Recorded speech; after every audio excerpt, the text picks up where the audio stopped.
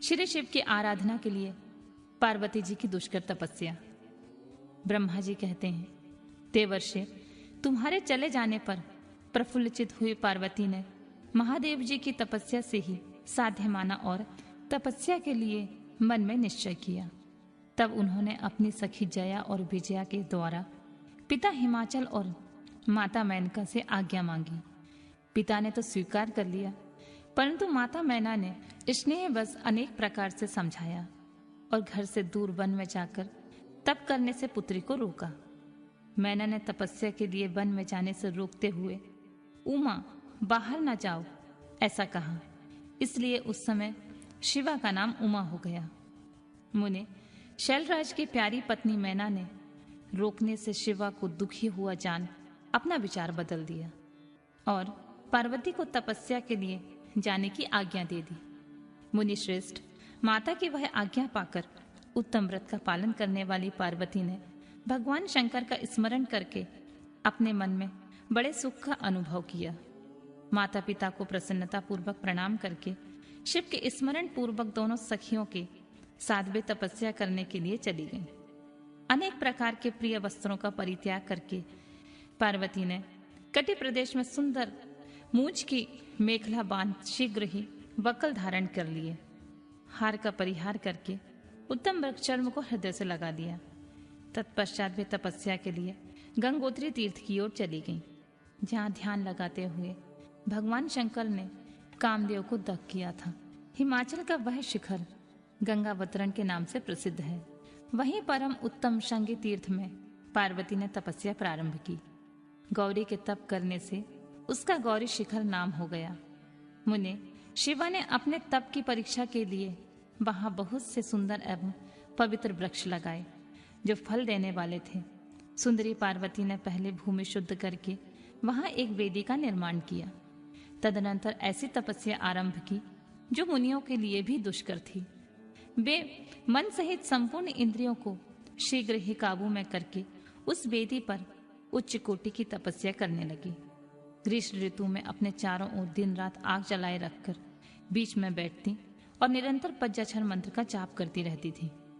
वर्षा ऋतु में वेदी पर सुस्थिर आसन में बैठकर अथवा किसी पत्थर के चट्टान पर ही आसन लगाकर वे निरंतर वर्षा काल की जलधारा से भीगती रहती थी। शीतकाल में निराहार रहकर भगवान शंकर के भजन में तत्पर हो वे सदा शीतल जल के भीतर खड़ी रहती तथा रात भर बर्फ की चट्टानों पर बैठा करती थी। इस प्रकार तप करती हुई पंचाक्षर मंत्र से जप में संलग्न हो शिवा संपूर्ण मनोवांछित फलों की दाता शिव का ध्यान करती थी। प्रतिदिन अवकाश मिलने पर वे सखियों के साथ अपने लगाए हुए वृक्षों को प्रसन्नता पूर्वक सींचती और वहां पधारे हुए अतिथियों का आतिथ्य सत्कार भी करती थी। शुद्ध चित्त वाली पार्वती ने प्रचंड आंधी, कड़ाके की सर्दी, अनेक प्रकार की वर्षा तथा दुसह धूप का सेवन भी किया। उनके ऊपर वहां नाना प्रकार के दुख आए, परंतु उन्होंने उन सबको कुछ नहीं गिना। मुने, वे केवल शिव में मन लगाकर वहां सुस्थिर भाव से खड़ी या बैठी रहती थी। उनका पहला वर्ष फलाहार में बीता, दूसरा वर्ष केवल उन्होंने पत्ते चबाकर बिताया। इस तरह तपस्या करती हुई देवी पार्वती ने क्रमशः असंख्य वर्ष व्यतीत कर दिए।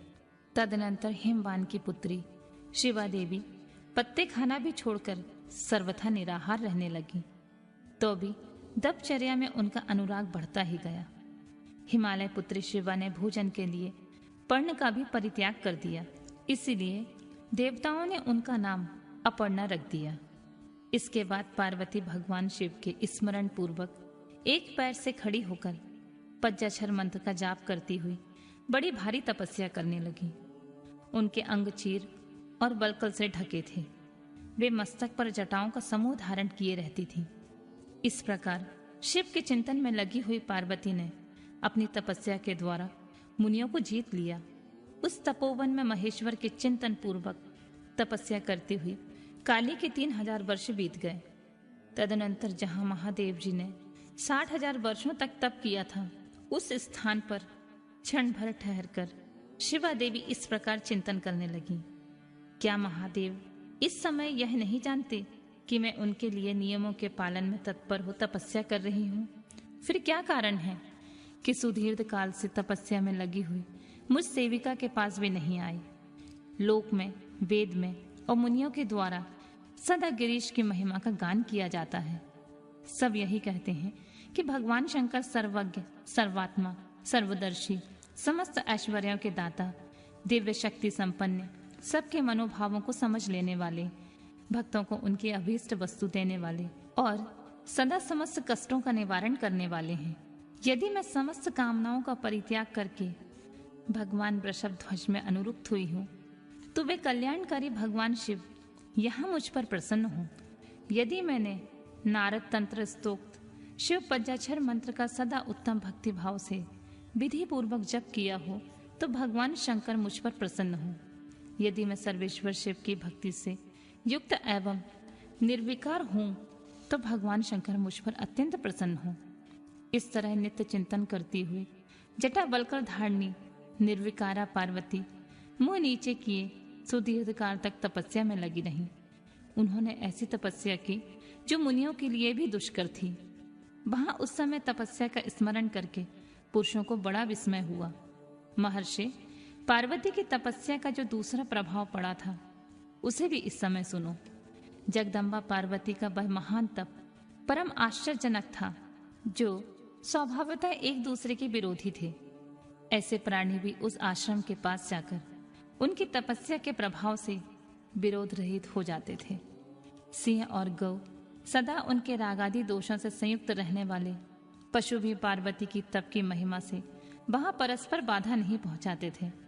मुनिश्रेष्ठ, इसके अतिरिक्त जो स्वभावतः एक दूसरे के बैरी हैं, वे चूहे, बिल्ली आदि दूसरे जीव भी उस आश्रम पर कभी रोष नहीं आदि विकारों से युक्त नहीं होते थे। वहां के सभी वृक्षों में सदा फल लगे रहते थे।